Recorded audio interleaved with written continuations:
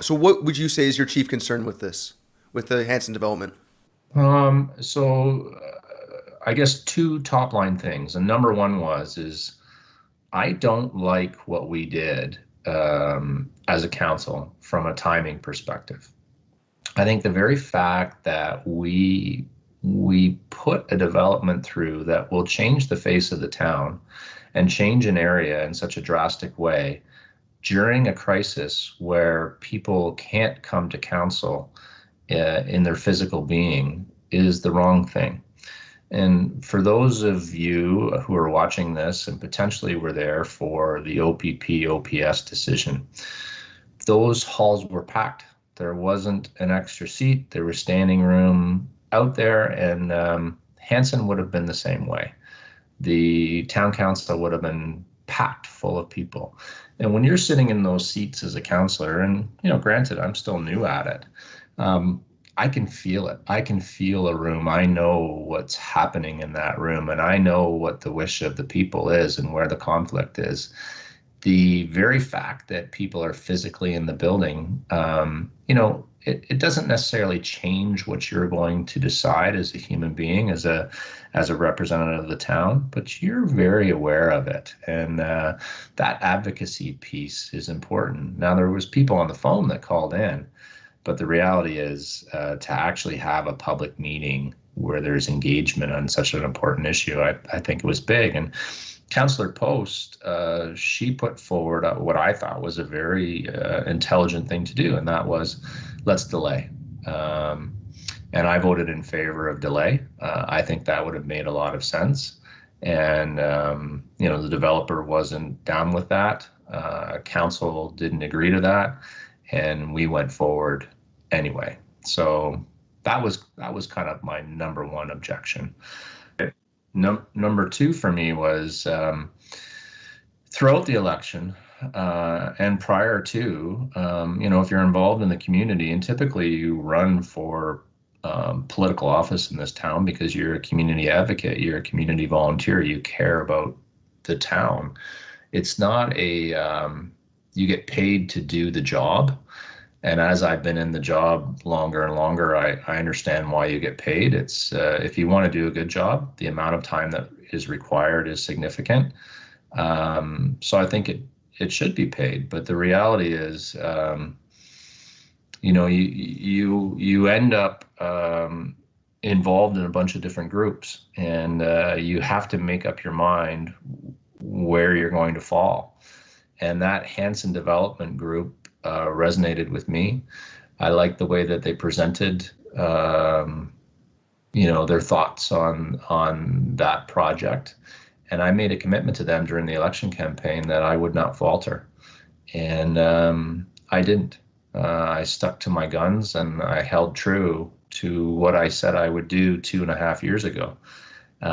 So to me, I think it's really important from an integrity standpoint that I look those people in the eye. And I knocked on all those doors on Lisa Marie. I don't recall anybody saying to me that they wanted it. If anything, they were angry that was going through, and I understand why.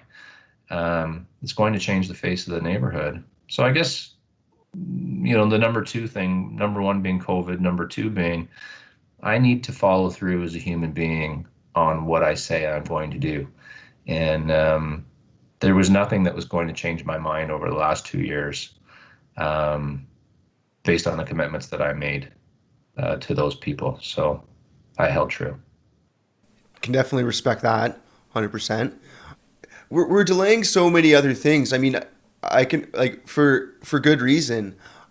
You think it would make sense to delay that too? I mean, so I can understand why that is completely reasonable thing to do. Like, no one's saying let's stop it. Let's just say, like, hey, let's hold off for everyone to voice their concerns. But at the same time, I think the argument was that it's too late anyways. Like, what's the point? It's too late. And maybe we wanted to get things moving faster so we can get the payoff. This is where I think that people can challenge my judgment, and I'm totally fine with it, Josh. Like, the job is open for criticism, and if I turn left or if I turn right, there's people on either side that are going to be upset with me. And all I can do is hold to my principles. And let's be totally clear about what I did. I held to an idea that a development in our town of that many apartment buildings and that many townhouses was kind of Mississauga-esque. And I live in Orangeville. That's not my Orangeville. I firmly believe that 20 years from now, we're going to drive by that area and be disappointed. And, you know, whatever, no disrespect to the developer. I'm sure they're going to build beautiful homes.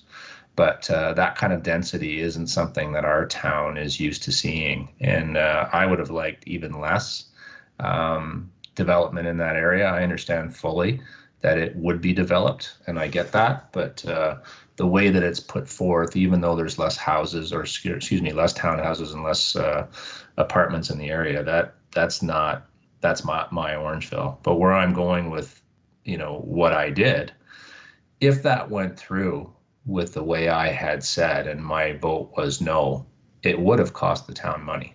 It would have cost the taxpayers money. So although I'm an idealist and I held to what I said I would do with people, if I had won that argument, I would have cost the taxpayers money. And why that is we would have gone to an LPAT hearing. And, the general feeling is that we probably would have lost. Hey, does that make sense? I don't know. I guess we can all argue that fact, but and we don't know if we would have lost. But I was willing to take that risk and hold to my principles. And if that means that the citizens of Orangeville want to criticize me for that decision, I think that they have an absolute right to do that. I hold my head high. Understandable. I mean, people have gone to hearings to try to pursue way less noble things and things that benefit the community way less than that, and not unnecessarily at that. So I mean, you can definitely see why that can be respected and why people should value that, like sticking to your guns. Again, you made a commitment to people, and it's something you agreed with. So I mean, that should be respected 100%.